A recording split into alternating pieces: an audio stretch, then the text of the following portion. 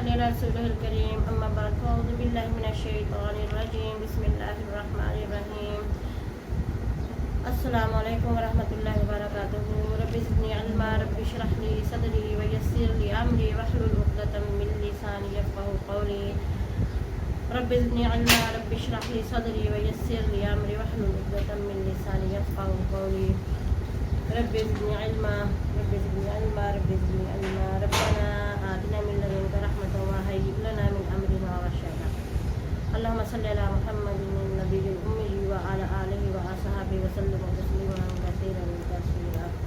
ہم 132 تک الحمدللہ اللہ کا شکر ہے کہ آیات پوری کر چکے ہیں۔ آج ہم 133ویں آیت شروع کریں گے۔ چلیں جی تلاوت کرو۔ اعوذ باللہ من الشیطان الرجیم بسم اللہ الرحمن الرحیم ام کنتم شہداء اذ حضر یعقوب الموت اذ قال لبنیہ ما تعبدون من بعدی قالوا نعبد الہک و الہ آبائک ابراہیم و اسماعیل و اسحاق الہ واحد ونحن له مسلمون تلک امۃ قد خلت لها ما کسبت ولکم ما کسبتم ولا تسألون عما كانوا يعملون وقالوا كونوا هودا أو نصارى تهتدوا قل بل ملة إبراهيم حنيفا وما كان من المشركين صدق الله العظيم۔ ہم کیا تم تھے شہداء موجود یا گواہ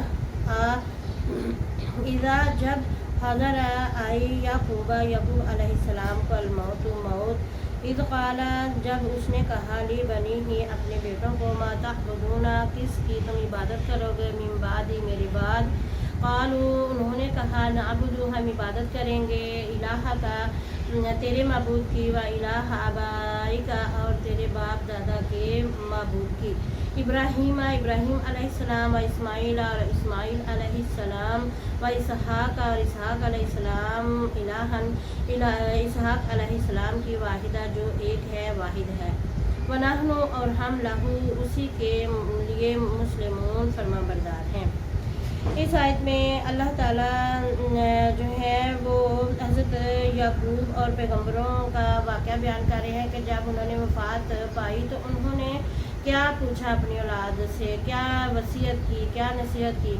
یہی نصیحت کی کہ جب حضرت یعقوب علیہ السلام فوت ہوئے، یعنی ان کو جب انہوں نے وصال کیا تو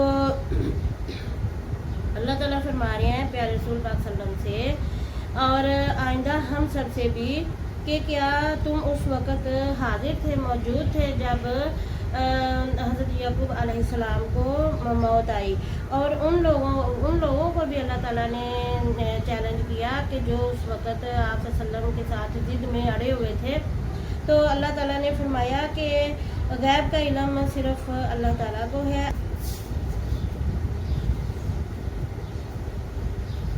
اور آج اگر ہم بھی دیکھیں تو یہ جو لوگ جو ہیں، جب اللہ تعالیٰ نے اپنے پیغمبر کو فرما دیا کہ جب حضرت یعقوب علیہ السلام کو موت آئی تو انہوں نے اپنے اولاد سے کیا کہا کہ اپنے بیٹوں سے کیا کہا، کیا وصیت کی کہ میرے بعد کس کی عبادت کرو گے، تو انہوں نے آگے سارا ہم نے یہ ترجمہ پڑھا ہے۔ تو آج ذرا سی بات ہو تو لوگ جو ہے نا قسمت کا حال پوچھنے لگ جاتے ہیں، آئندہ آنے کا اور پیچھے کیا ہو گیا، کس طرح کیا۔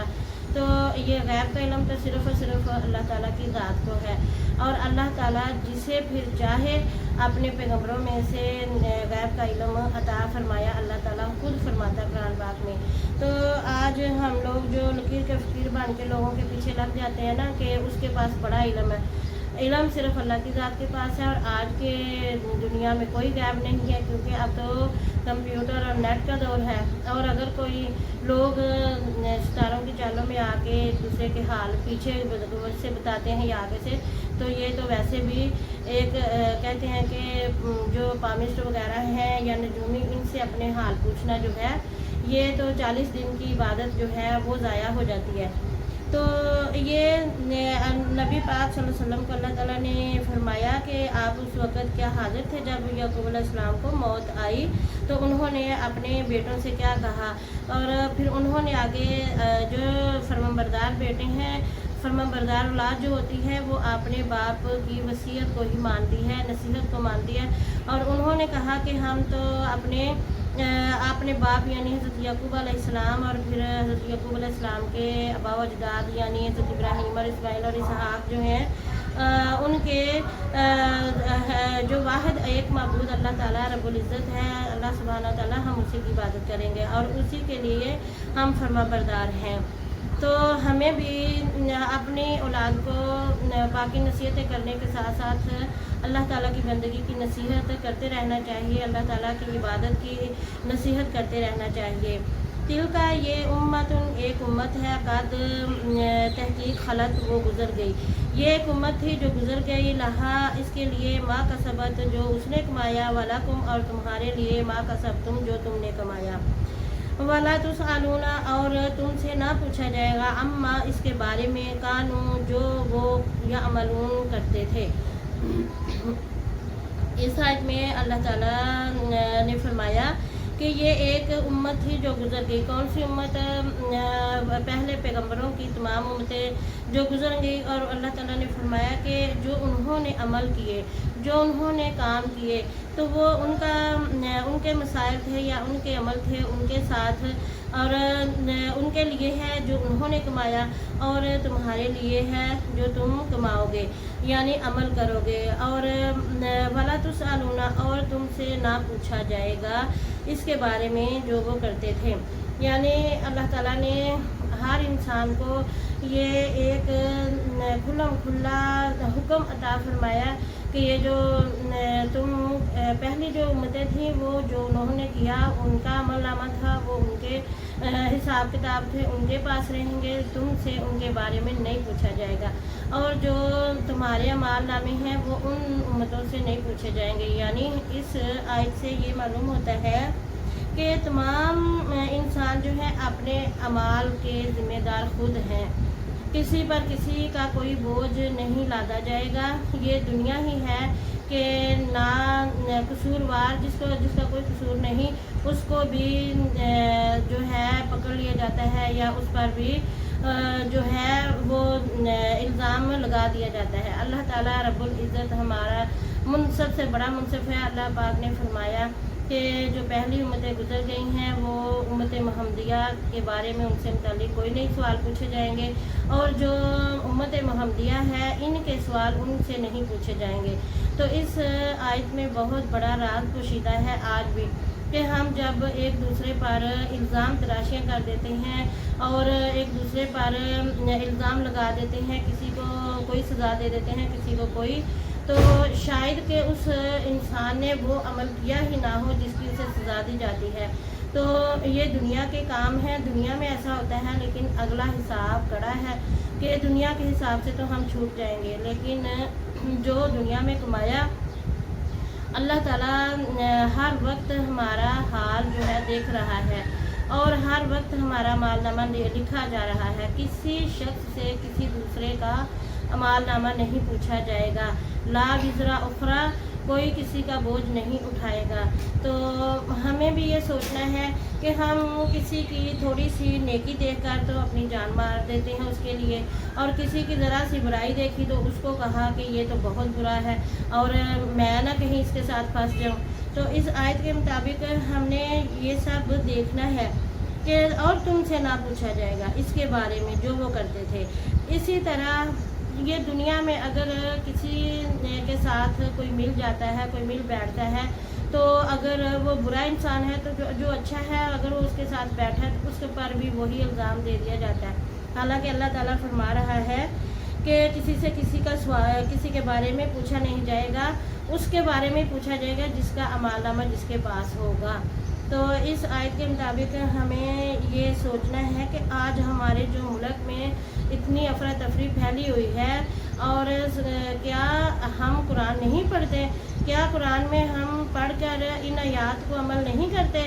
इसीलिए तो ये सब हो रहा है कि अगर हम कुरान को पढ़ें, सोचें, समझें और देखें تو ہمارے آج ملک کا حال دیکھیں کیا ہوا ہے. ہمارے عوام کس طرف نکل گئے ہیں اور ہمارے ملک کے حالات کیا ہو گئے ہیں.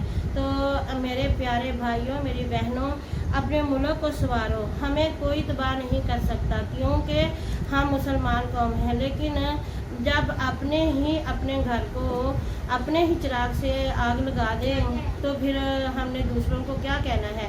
ہمارے دشمن تو خوشیاں منا رہے ہیں کہ پاکستان میں بڑا اچھا ہو رہا ہے، کہ یہ سب لوگ خود آپس میں لڑ کے مر رہے ہیں اور عوام جو ہے وہ مر رہی ہے، کسی کو کسی کی پرواہ نہیں. تو خدا کا واسطہ ہے، اس آیت کے متعلق سوچو کہ ہم سے جب اللہ تعالیٰ نے فرمایا کہ کسی سے کسی کے بارے میں اس کے اعمال نامے نہیں پوچھے جائیں گے، تو پھر ہم یہاں کیا کر رہے ہیں؟ وہاں ہم نے حساب نہیں دینا.